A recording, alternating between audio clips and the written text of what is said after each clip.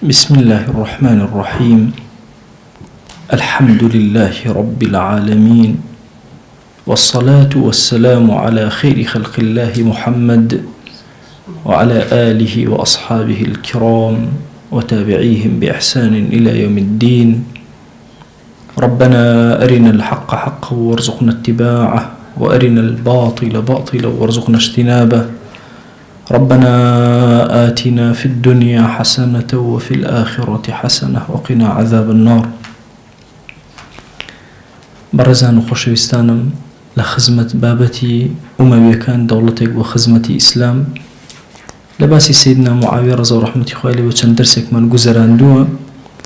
سرتاي ام درسمان بقسيك إمام علي سبارت بإمام معاوية تسبي أكين كأفرمي: لا تكرهوا إمارة معاوية، رقط النبت ولا إمارة أمير بوني معاوية رضا ورحمة خوالي به، فوالله لئن فقدتموه لترون رؤوسا تندر عن كوائلها كأنها الحنظل. أفرمي قسم بخوا أجر معاوية النبي چندين كالسر أبينن شون كالا كمارانا بزوية أكوي هرهموان أو أكون أجر معاوية النبي والراجيرينك كأم قصية دليلك زور قول بداية والنهاية هاتوك سيدنا علي رضا ورحمة خوالي به زانيتي كفضيلة قرصي معاوية رضا ورحمة خوالي به لكوية توجيهك زور قول أبو أصحاب كاني وشوين كوتو كاني كرقيان لإمارات لأميرايتي وقوربوني معاوية رضا ورحمة خوالي به نبيته. چونك أم قورة بياوانا لبين يكترا زور عظيم لقال يكترا معامليان كردوا، خواناسانا معامليان كردوا. جيلي يكمي أصحاب بتايبتي لقمو أو بري برزيابون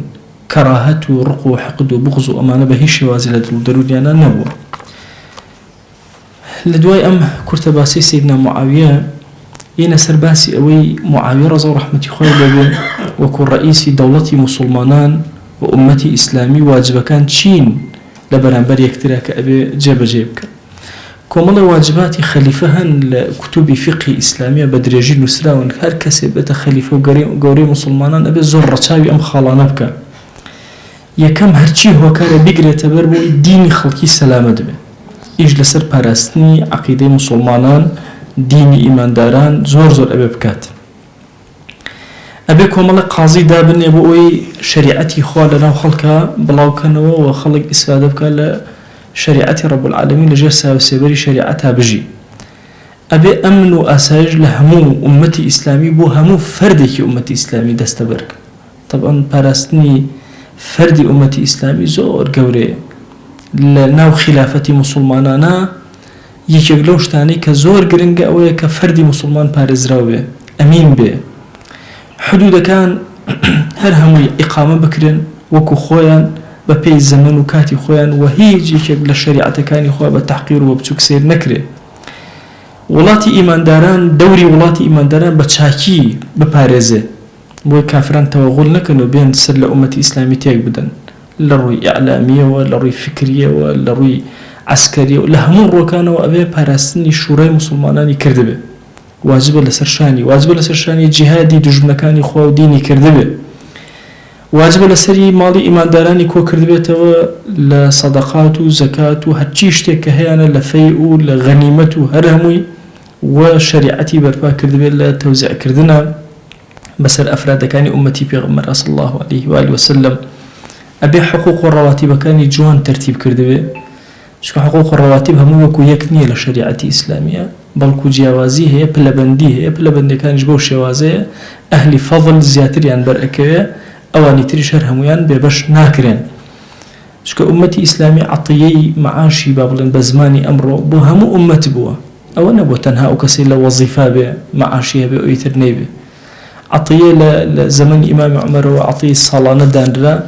همو فردك لأفراد أمتي في غمر صلى الله عليه وسلم عطيي صالانة يخوي هبو بشكي أو يهبو كأو صالة بيبجي لخواردنەوە لە جلو بەرگ و پۆشاک لە شوێنی مانەوە حەوانەوە هەموو ئەوانە بۆ دەستەبەر ئەکرێ بۆ هەموو ئومەتی ئیسلامی و کاری خەلیفەیە کە ئەبێ جێبەجێ بکە ئەبێ خەڵکی کوفر هەڵبژێرێ هەر هەمویان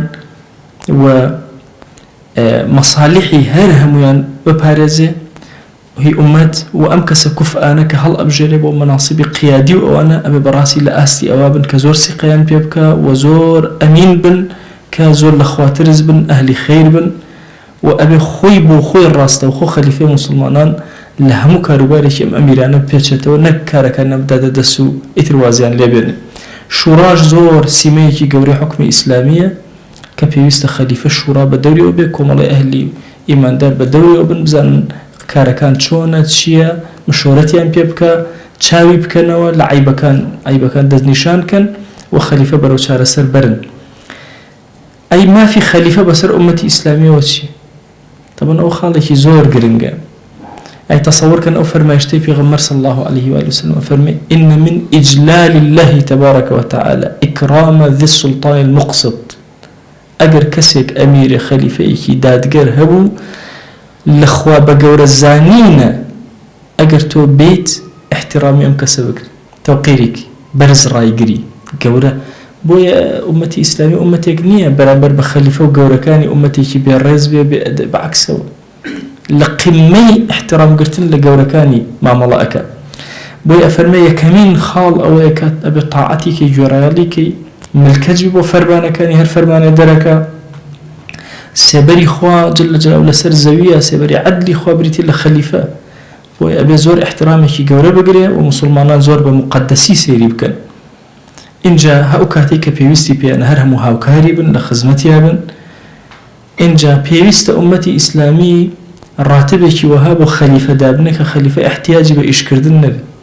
بدرجة ميجو إسلامي هيش خليفة كاري نكردن هل زمني بيغمر وصلى الله عليه وآله وسلم هيش خليفة لخليفة كان لبيت المال مسلمانا وين براوته إمام عمر رضا رحمة الله بقصيك زور عظيمة لو بابته أفرمي أموالي مسلمانان بيت المال وكو مالي هتيو سيريك طبعا أو كسيك هتيو بخيوك طبعا لا فكرك إلا إما فكرك السخطة فكرك أما أو كسي سرپرشتي هتيو أكا يتردز بو هيش تجنابا لو مدي بيشوا أفرتي كي برسن دي هتيو هي ديارة خلق كهاوكاري أكن دسي بو نابا جلي كيشي لناك هيج أو غلطة أو فكرك إسلامي نية تو أبزاني تو أو كسي سرپرشتي مالي هتيو أكا ببي حاجة خوي بيوستي خوي أتواني دسكاري أو مالبك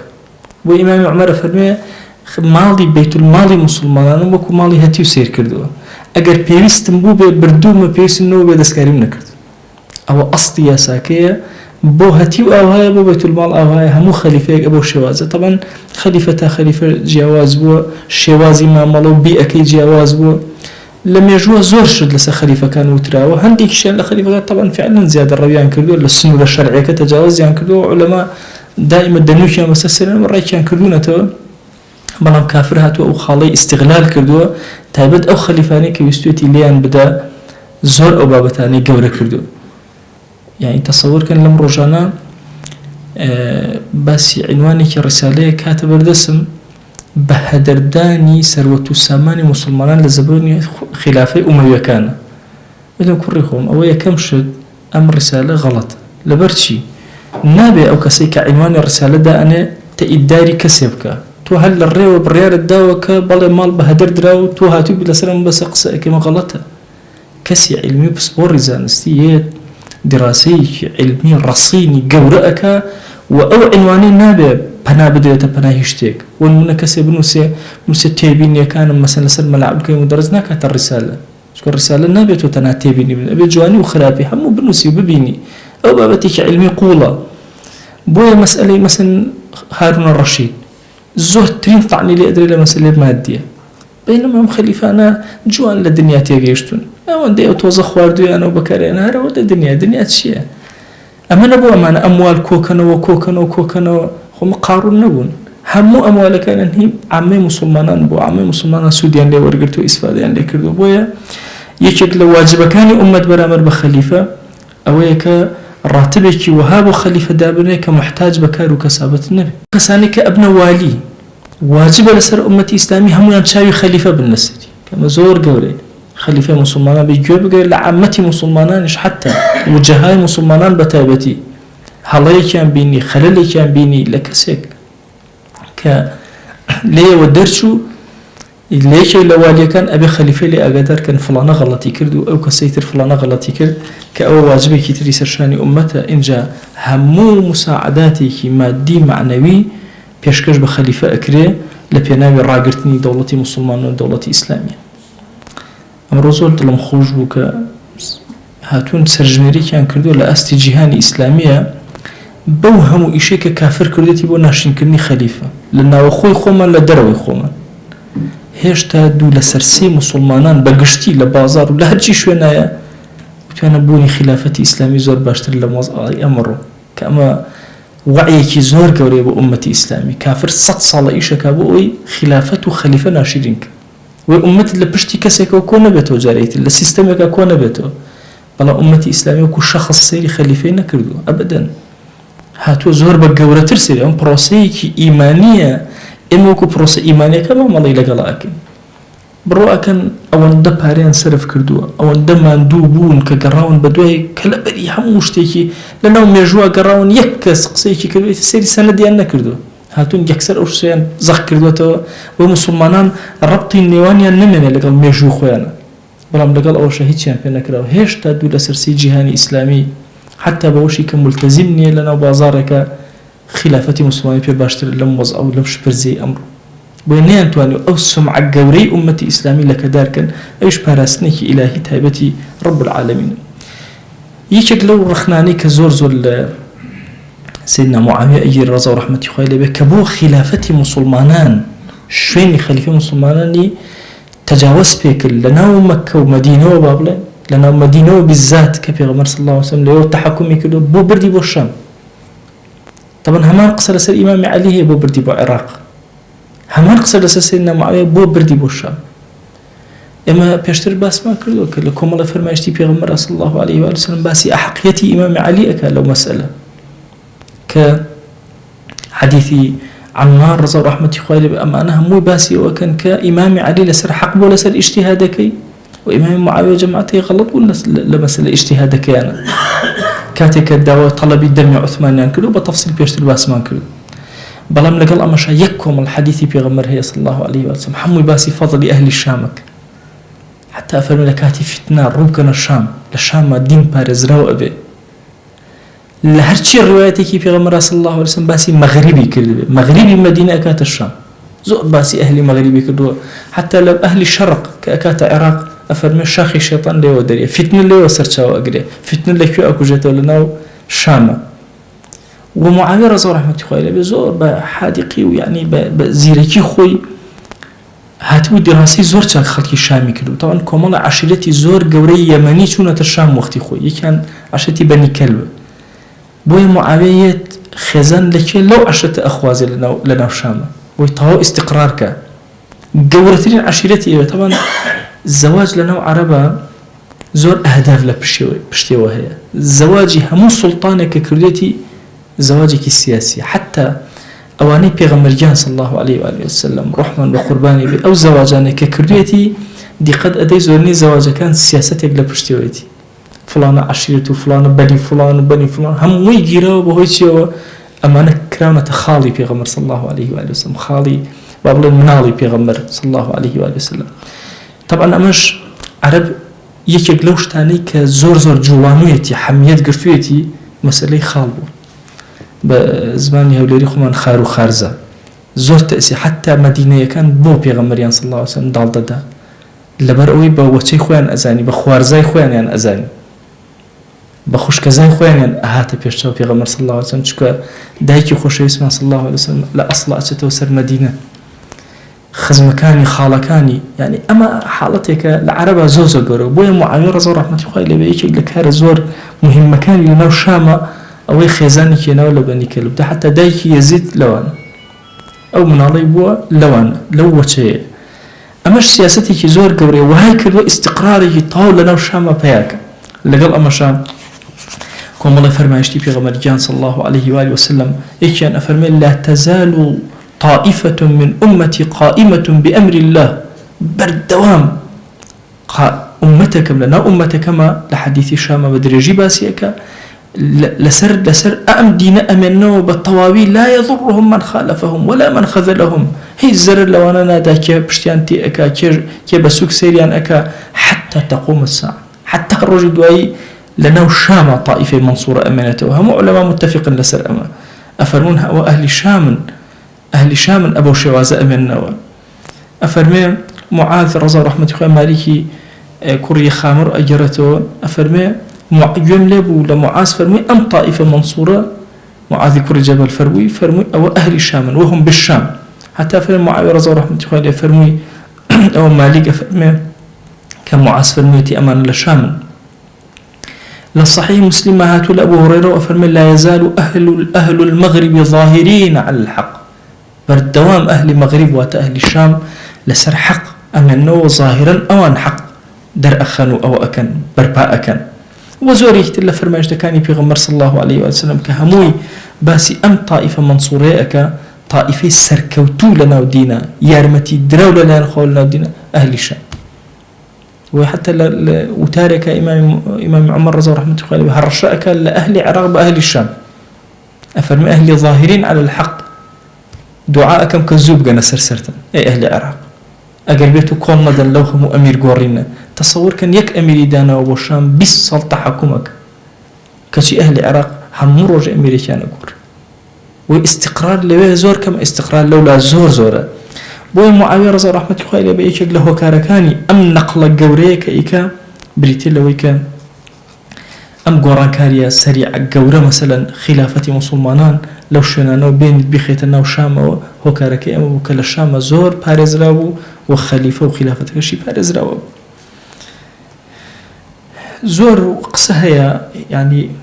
سيدنا صديق رضي الله عنه أفرمي يكشويني بتشوك كبي أو ترى كفر شام أفرمي أوشوينا أجر فتح كري بلام ولا هم عراق جرينتر مش كأوشويني استقرار النية اللي قال أوشا جهاد لهم وشوينا كان أكراو. حتى إمام عمر رضي الله عنه أفرمي لسر مرجع يكمن أوانيك هاتنا لا أهل مدينة أفضل تريني سر زي أوانا فرمي دواء أهل الشام دواء أهل العراق كرد الجورة فرمي بابا أهل الشام بخصة بيج أهل العراق شو كاستقرار زيادة اللي وزول نصوصي ترهي لسر أو كتأييدي أو فكري سيدنا معاوية كبوشي أم استقرار لنا شام برباب وبو أم خلافتي برداء. حتى سيدنا علي رضي الله عنه يعني إسراحتنا كلنا عراق برد دوام مشاكل حتى الأخيرة وتكفير إمام علي كر تاو حدك خوارج مثلا تكفير إمام علي أنكر رضي الله عنه بويا أهل الشام زور جواز ما ملايان أكل بشيوازي كتر أهلي حلوا عقد لله معاوية رضي الله عنه بكوي قشتي أبيت دوبة شو بشي كان لبنا ماضي أمي كان هارهمو أمانة أهلي حلوا عقد دروس كردبو كأمانة بو داناني خليفة وأمراء وأنا كاريان في أسبرة دواتريج لهم عالمي إسلامية لفقهاء لوجهاء لأولو الأمر بأنواع وأشكال كانوا هرهم يعني كو كردبو أهلي حلوا عقد زور قوري دروس كردبو كبرسياري في أكردن مشورتي لقلا أكدن بتايبت هندي خواص كخوي هالي بجادون هاواني عبد الله كوري عمر عبد الله كوري عباس رضي الله عنه كألين مفتي معاوية رضي الله عنه لهم خلافة ذكاء لهم مشتيكي شرعية برسيار بكيئك بعبد الله كوري عباسك رضي الله عنه أو شوراي كدايما زنان دبوك زورك لمستشارة قورا كان للجهاني إسلامية هرهموي مشورتي بي أكدن بتايبتي أواني كزور هم إيش استشاري بي أكردن دوكس بزور بسريكي بدس راسو تشبي معاوية دائرين كأيج عمري كوري عاصو وغيري كوري شعبان كزور جرنجي بي أدن وزور هولي أدا هميشة لش هموش تيكا مشورتيان بيبكا كعمر بي أوتري داهية العربي شكلا قوري بيها وكان شتيكي وهاي كمية لروي دهاء وزيريكي ولا سيدنا معاوية رضي الله عنه حتى زور للروايات كان ألين أجر عمري كوري عاص نبوة استقراري أمتي إسلامي لبشتي معاوية رضي الله عنه من أكرم ومثلا والي وقوري مصر وشوني قوري وحضاري وكو مصر لبشتي معاوية رضي الله عنه وزور كساتي ترهبون كبشخصي تاكا معاوية رضا رحمة الله عليه مشورتي بيكردون يشك لوش تاني بلا معاوية رضا رحمة الله عليه زور جرينج أويك خلق زور صريح به حرية الرأي زور دا حتى هند جاد دسي كلو بقرية أنا أبوي قصب كان وستويتي بيان دوينه وستويتي زور بصراحتي خوي لسر أو بي لسر غيري أو بي هرشي لدلي أنا يبيلا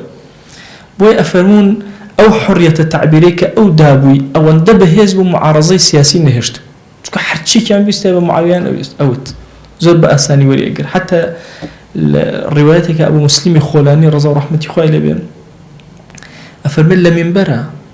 قصيك لسر معاوية هالصايا لبرابر معاوية قصيك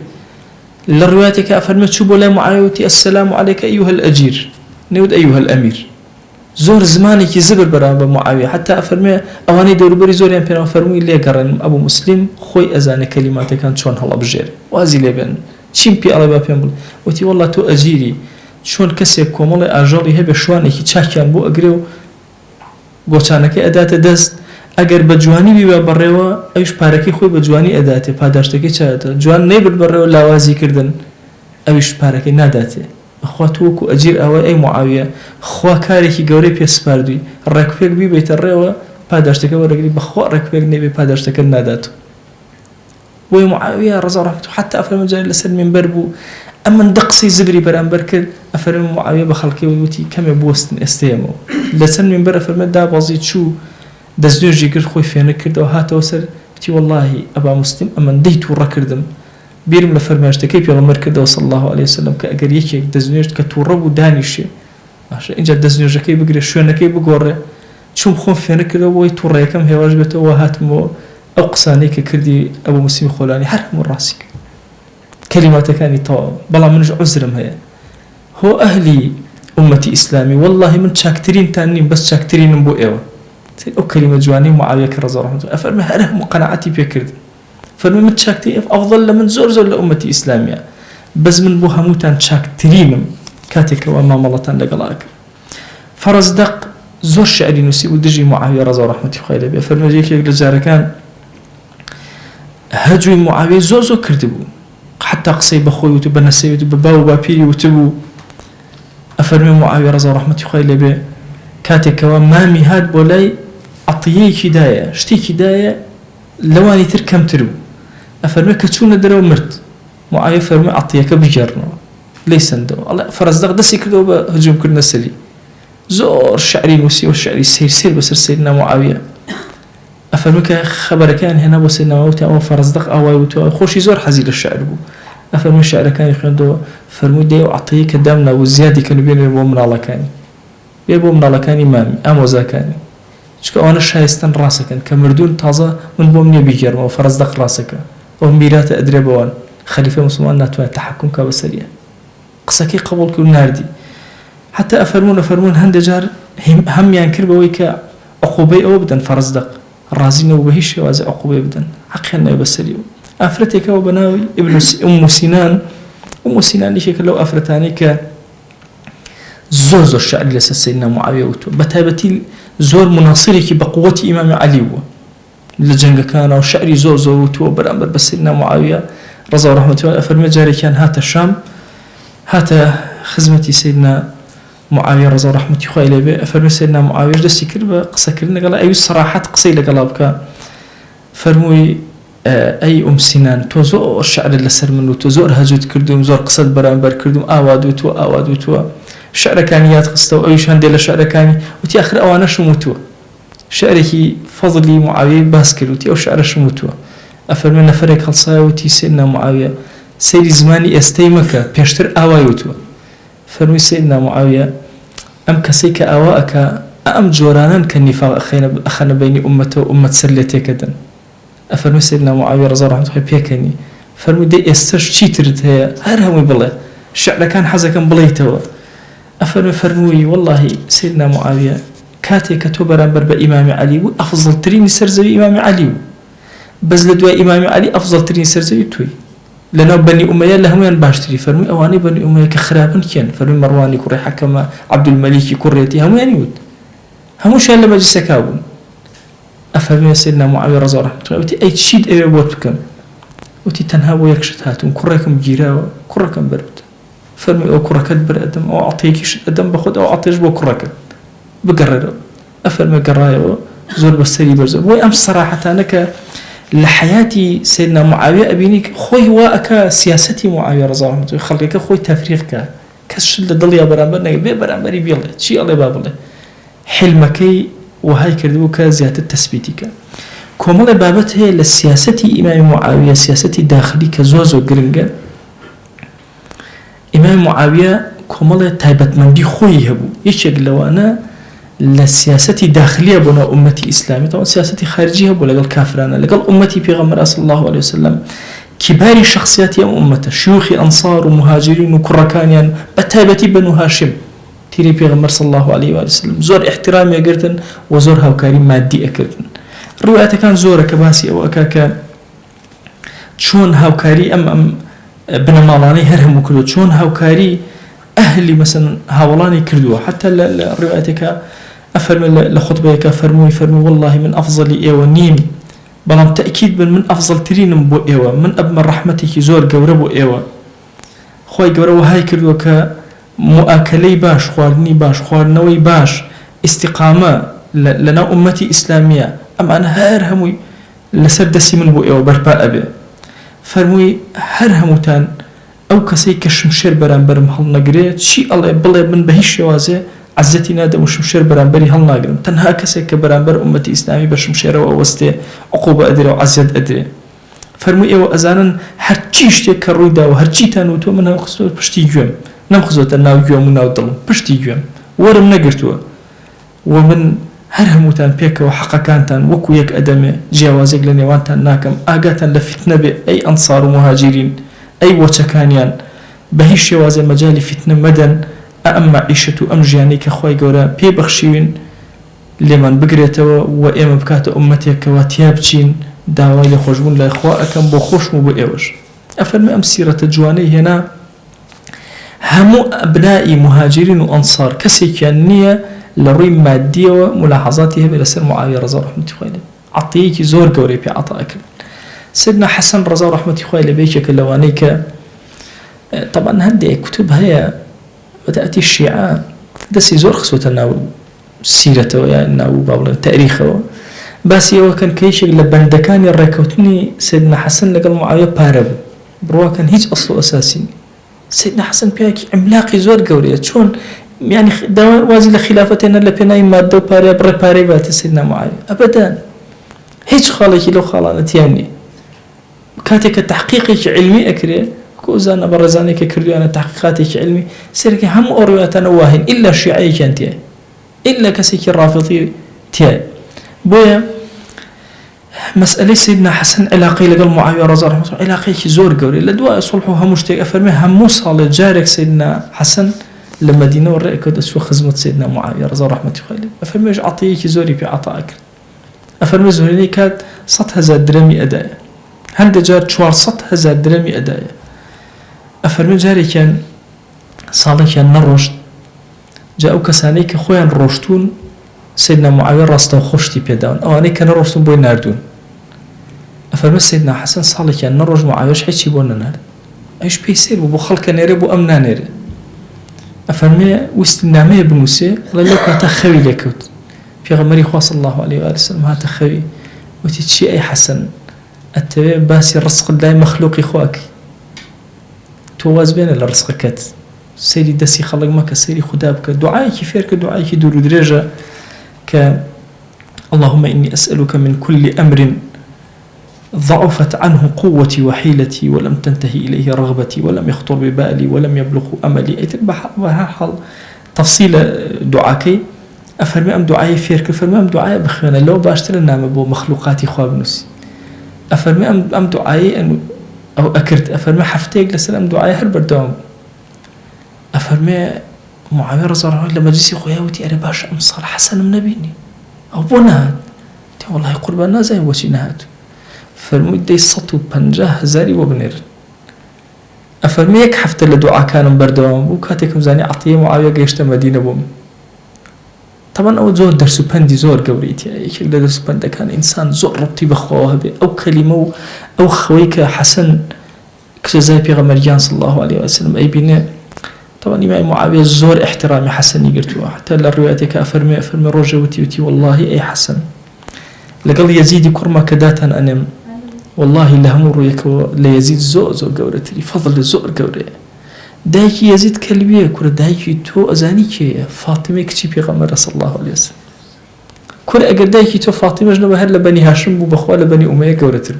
كبني أمية خوي بني هاشم عشرتي بيغمر صلى الله عليه وسلم بويا أفرمي أو أعطيك إينا مثلا لقال أو أبو شوازة لقال حسين لقال زبيري كوري عوامة صليكي زور بيوانديكي بردوام همو جارك أفرمي لسريك هاوكاري بو أناردن أفرمي جاري وهبو لصالك دو جار أعطيه بو أنارد طبعا سياستي داخلي زور قولي معاوية رضا ورحمة خواهي لبه أفرمي كاتك أهاتن بخزمتي أفرمي جاري كان سيدنا حسين لقال عبد الله كوري زبير هات فرموي مرحبا بابن بنت رسول الله صلى الله عليه وسلم للرواية بابن رسول الله أهلا فرموي أي مرحبا وبخير هاثني أو كسأكم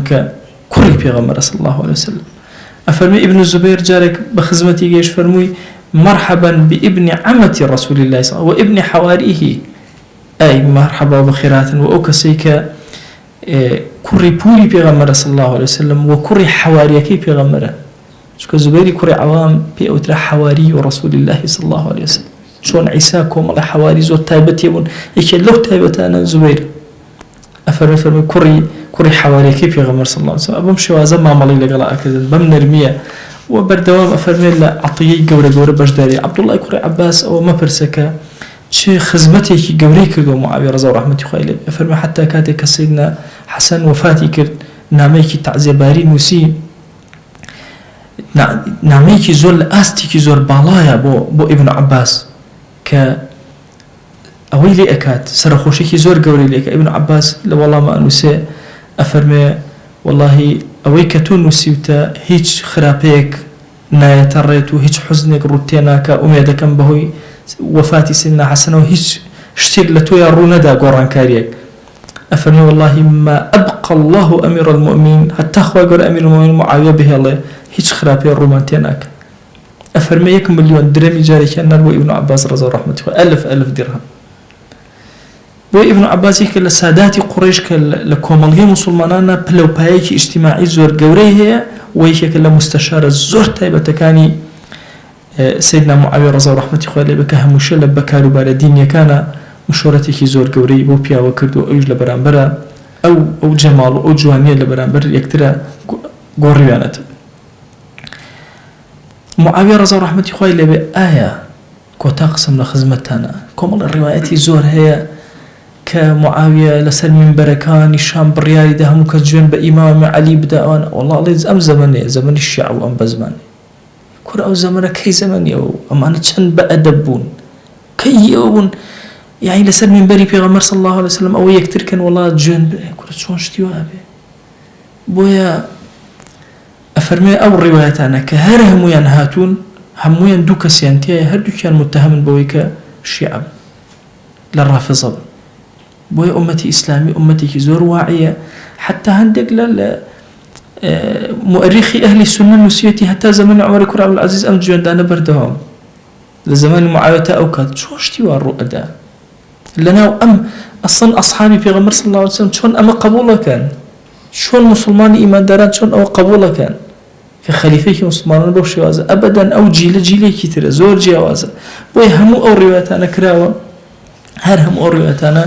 إلا جورك لجورة كان دسي الرافضيتيا كأمتي إسلامية بزور بحزر وسيريان كا وبتشاو كراوي وسيري أو جيل جورك لجيل أصحاب هل صنعان نيبوبك إن جاتي أجا كأوانا كان أكذوبيشي جورو كان درويشي جورن كلحق سيدنا معاوية ولحق طواوي أمية كان كراو شو السياسة جوري أمانة سياسة بتأتي معاوية كإنسان إخوانته شون ما ملاك دوا يعني كسيك بيت لسر من برجون بسيدنا علي بوتريو إمام حسن قبولك إمام حسين قبولك ابن عباس قبولك شتيوه شون أبي إنجا للشام جون بدري ولا العراق جون شون شتيوه أبي شون بتاعتي أمتي إسلامي لو كاتا بو أم استقرار السياسية جورا ورقري لبن أم حكمة دانايتي وحلم جوري سيدنا معاوية رضي الله عنه طبعا روايتك إلى صحيح مسلمة أو رواية زور كات مستشرقين كردونا بالدليل لسر أويك معاوية خوشي جوني داوة سيدنا علي رضي الله رحمة الله عليه. أويش الرواية كأويك أفرمي عامري كري سعد كري أبي وقاص أفرمي هات خزمة معاوية فرموي أو روايتك أجرته أفرمي سعد هات خزمتي فرموي إمام معاوية بي ما منعك أن تسب أبا تراب شي واي لي كردي ك منعي كردي لويك جوان ندي بأبا تراب. أبا تراب ما بس بإمام علي رضي الله رحمة الله عليه. طبعا أبا تراب عرب لكيا كنيه بكار هنا أو برجواني بكار هنا شون لكردي علي كاك فلان لا عربي شو أبد بكار هنا يعني أو بري أدب برابر بكار هنا لير الأمر أتجاري كمش المعاوية رضي الله رحمة الله عليه بأبا تراب ناوي أبا جوان ترين ناوي بلا إمام علي وأبا تراب وشكو بيغمر صلى الله عليه وسلم أو ناوي لنا جاري كان لقال فاطمة شر يعني أفرمت شو لمزقو تاخوت أفرمي كوتبو دموشاوي خولي بر كوتبو بيغمر صلى الله عليه وسلم هاد خبري كده ناوي لنا أبو التراب لو كاتب بيعو أبو التراب أفرمي خوشتين وبلا أو ناوي أفرمت شو إليك اللي جوان بأبو تراب ندي يعني بمكس عملاقة قورة ندي أدبر بعلي بكارهن إمام النووي شي أفرمي لما مسألة أفرمي أأم فرمايشتا يك تصريحي تانية بويك إمام معاوية وتبيتي أي سعد مثلا جوان بو يعني برسال لو بو جوان ندايك وابو جوان بدا فرم برسالك أمانية شو كام كلماته بأكي إمام معاوية أمانية نا أي سعد أفرمي لنا مجموعة كابو همويا خلافة إمام علي أو نيوت اشتكينا جيان الله سيدنا معاوية إيش برسالي لسعد كر بوشي بمشي وازما مالت كر برسالي لسبب من عككر ونك برسالي لسبك كأما دوشتي زوزو جياواز اللي يكتري أفرمي ومعاوية رضي الله عنه طبيعتي وابو حزيبة صراحة بو حزي كر أمانة بجولين قصي خوان بلن إن جا سعد يكهم الجواني وجمالي أبو تراب باسك إمام علي رضي الله رحمة الله عليه سيدنا معاوية أفرمي للرواياتك أفرمي قرية وند جوان باسي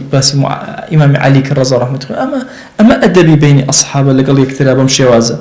حتى مثلا القرطبي إمام القرطبي باسي كردوك أفرمي الروايات هي شربتي بوني كسيدنا معاوية أبدا كلميه بنامر بإمام علي وتبي بلكو هاتون سوء استفادة لك وبتأتي عربي نزانا كان هاتون زور قسان لسر أو مسائلنا كردوا وزوري تر بعض المؤرخين هاتون أو مثلا تحقيق كردو ودراسة أنكو قصي زوجنا لسر كردو كرتي وبختي عزيزاني خوم كم أو بابتي جنداني خلق بسيدنا علي لزمن معاوية أبدا نبوة أجر حالتك الروي دابي هم يعني تم يكرد أبا وش توانيتي استقراري وذاك أو سياستك داخلي زور قوري يك معارضي إمام معاوية نير رضا رحمة الله عليه بجورك لجورة كان راضي نكرد إمام معاوية يترشون يبربر كان ين أكاتو قصبران بريان أكاتو حاشا لوبيا وجورانا بتابتي أمانة هاولي بيغمبر صلى الله عليه وسلم برود كراوي دسي أون أم هاولاني بيغمبر صلى الله عليه وآله وسلم خوش اسمان أفرمي أصحابي كالنجوم هاولا كان من وكو أستراء أوهان بأيهم اقتديتم اهتديتم بس بهر كاميانو بقرن خوا هدايتان أدا بوي زورك لعونما أفرمون لهموشتك أقوال الصحابة لبيش زورك مثلا قرآن من هي سنة من هي لدوا قرآن وسنة أقوال الصحابة أخوان دقوري شكا أوانا كين كقصة أكن لنا أصحابه أوانا تشاواني كن كبتشاوي سريان ليبي بيغمريان بيني وصلى الله عليه وسلم شاوي بيغمريان يان بيني وصلى الله عليه وسلم جمال جواني أبيان بيني بويا أصحابي بيغمر صلى الله عليه وسلم منزلين زور قوري وهشتي بكات الطعن لون لأهل سنني أوشت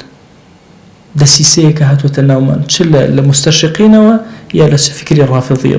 بويا أبي قداستي أصحابي بيغمر صلى الله عليه وسلم بكو خوي وهر طعنك لأصحاب حتما طعنا لبيغمر صلى الله عليه وسلم فرمي فمن أبغضهم فببغض أبغضهم هرش كسي الرقي لوها ولا نبي أو الديار الرقي الدفين للدغيا هي دخيل للدغيا هي برامبر بمن ويرقي لها ولا نبي ويمهمها ولا نبي غمر صلى الله عليه وسلم بقداسته وسير أكين بالروح لقليانا أجين رضوانيا بو أنيرين هار همويان بمقدس زور بقورة تماشى أكين وما ملا لقلا أكين همويان من خوش أبي همويان أمانة هاولي بيغمبر صلى الله عليه وسلم أمانة بشتي أم دينا روحيتي أم دين لما نو بارز راو إما لما نو نقل كراو إما سلامی خۆت بەسەر هەموو ئەنبیایە ببارێنە ڕزوانی خۆت بەسەر هەموو هاوڵانی پێغەمبەر صلی الله عليه وسلم بەبێ جیاوازی ببارێنە ئیلاهی ڕەحمەت و بەزەی خۆت بەسەر هەموو ئەولیا و عولەمای ئەم ئومەتەیە ببارێنە ئیلاهی داوات لێ ئەکەین بە ناوی جوانت بە صیفەتی بەرزە بە ئیسمی عەظەمت دەرگای خێرمان بەسەرا بکەرەوە یا رب العالمین دەرگای هیدایەت و علممان بەسەرا بکەرەوە یا ئەکرەم الئەکرەمین دڵخۆشمان کە دڵشادمان کە بەزەی بەسەرمان ئەببارێنە ڕۆحمان ئاسوودەکە تو گەورەی خۆت دامەزراومان کە بەم شەریعەتە یا رب العالمین ئیلاهی مەمان دەرەدەستی خۆمان یا ئەکرەم الئەکرەمین بەخوا پەروەردگارە خەجاڵەتی بەردەم دیوانی تۆین گوناهی زۆرمان کردووە شەرمەندە بووین ڕەش بووین لەناو گوناهەکانمانە هاوار بۆ لای تۆ ئەهێنین خوایە لە گوناهی زمانمان ببوورە لە گوناهی دەستمان ببوورە لە گوناهی چاومان ببوورە لە گوناهی گوێمان ببوورە لە گوناهی گوزەری کردو بە دڵمانە ببوورە لە گوناهی داوێن و عەورەتمان ببوورە تو گەورەی خۆت خوایە لە گوناهی دەست و قاچمان ببوورە بەخوا پەروەردگارە تۆ لێمان نەبوورەی هیچ چارەیەکمان نییە دەرگانەیەکمان نییە تەنها دەرگانەی ڕەحمەتی تۆ نەبێ ئەزانین بێ توێشوین ئەزانین بێزادین ئەزانین خاوەنی نوێژێکی کرچ و کاڵین بەڵام ئەزانین تۆ خوایەکی زۆر بەڕەحمی بۆیە جورئەت ئەدەینە بەر خۆمان هانا بۆ لای تۆ ئەهێنین تۆ لێمان خۆش بە یا رب العالمین گوناهێ بە ئاشکرا کردومانە عەفومان کە گوناهێ بە پەنهان کردومانە عەفومان کە گوناهێ نەمانزانی کردمان عەفومان کە گوناهێ زانیمان و زیادەڕەویمان لە حەقی تۆیە کرد عەفومان کە ئیلاهی داوای لە خۆشبوونێکی زۆر گەورەت لێ ئەەکەین لە گوناهی لەم و پێشمان ببوورە لە گوناهی لەوە و دوامان ببوورە تو گەورەی خۆت خۆیە داوات لێ ئەەکەین گوناهێ فریای تەوبە ناکەوین لەسەری خۆیە تۆ لێمان خۆش بە یا رب العالمین ئیلاهی لە گوناهی هەموو ئومەتی پێغەمبەر صلی الله عليه وسلم ببوورە محبەتی ئەصحاب لە دڵی ئومەتە زیاتر کە یا رب العالمین خۆیە ئەو کەسانی کە تووشی هەڵەبوون بەرامبەر بم هاوڵە بەڕێزانە قسەیەک ئەکەن وتەیەک ئەڵێن فکرێکی هەڵەیان بۆ دروست بووە ئیلاهی هاوار بۆ لای تۆ ئەهێنین تو گەورەی خۆت خوایە هیدایەتیان بدەرەوە دڵیان ساخ کەرەوە دڵمان صاف کەرەوە ئومەتی ئیسلامی دڵی وابەستە یەکتر کە یا رب العالمین لەم مصیبەتانە ڕزگارمان کە یا ئەکرەم الئەکرەمین فکرمان ساخ کە عەقیدەمان تەواو کە دامەزراومان کە بەهێزمان کە دروستمان کە پەیوەندیمان لەگەڵ خۆتا بەهێز کە یا ئەکرەم الئەکرەمین ئیلاهی تو گەورەی خۆت لە گوناهی دایک و باوکمان ببوورە لە گوناهی برا و خوشەکانمان ببوورە لە گوناهی مناڵ و هاوسەر و وەچەمان تا ڕۆژی قیامەت ببوورە ئیلاهی لە گوناهی خۆشەویستانمان ببوورە لە گوناهی مامۆسا و قوتابیەکانمان ببوورە تو گەورەی خۆت خوایە ڕەحمەتی خۆت بەسەرمانە ببارێنە ئیلاهی داوات لێ ئەەکەین بە گەورەی خۆت هەر کەس پیاوەتێکی کردووە لەگەڵمانە لە ژیانە ئیلاهی لە هەمویان خۆش بە هەر مسلمانە زوڵمی لێکردن خۆیان لێ خۆش بە ئیلاهی ئێمە نامانەوێ بەسەبی ئێمە و هیچ مسلمانە ئازار بچەژێ تو گەورەی خۆت خوایەوە ئومەتی پێغەمبەر صلی الله عليه وسلم هەموو ئازاد کرد خوایە داوات لێ ئەەکەین بە ڕەحمەتی خۆت و بەزەی خۆت و بە کەڕەمی خۆت لە هەموو ئومەت ببوورە ئیلاهی غیبەتی هەر کەسێکمان کردو عەفوی کە یا ئیلاهی ڕقمە لە هەر مسلمانە بۆ عەفوی کە هەڵەیەکمان کردوە بەرامبەر بە هەر مسلمانە عەفوی کە ئیلاهی لە خۆشبوونی خۆت بەسەر ئەم ئومەتە ببارێنە یا رب العالمین ئیلاهی داوات لێ ئەەکەین گرفتەکانی ژیانمان چارەسەر کە دڵمان ئارام کە ماڵەکانمان ئارام کە ژیانمان پڕ لە ئارامی کە گۆڕەکانمان پڕ لە ئارامی کە سەرمەرگمان پڕ لە ئارامی کە بە ئارامی زیندومان کەرەوە بە ئارامی حەشر و حسابمان کە یا رب العالمین پەروەردگارە ئێمە ڕوت و ڕەجاڵی ڕەحمەتی تۆین هانا تەنها بۆ لای تۆ ئەهێنین ئێمە ئەگەر هیچمان نەبێ خۆشەویستیمان بۆ پێغەمبەر صلی الله عليه وسلم هەیە خۆشەویستیمان بۆ هاوڵانی ئەو هەیە هەموو هەفتەیەک لە خزمەت ژیانی هاوڵانی ئەوە ژیان گوزەر ئەەکەین ئیلاهی ئەگەر هیچمان نەبێ ئەدەبمان بەرامبەر بە هاوڵان هەیە تو گەورەی خۆت بەو محەبەتەی دڵمان بەو خۆشەویستی ناخمان بەو ئاسوودەی ڕەحمان لەگەڵ ئەم گەورە پیاوانە خوایە ڕەحمەتی خۆت بەسەرمانە ببارێنە قبوڵمان بدەرێ لە ئاسمان قبوڵمان بدەرێ لە زەوی وەرمان گرە لای خۆت یا ئیلاهی داوات لێ ئەەکەین بە ڕەحمەتی خۆت گرفتەکانی ژیانمان بۆ چارەسەر کە ئەومان بێ حاڵ و ماڵە ماڵداری کە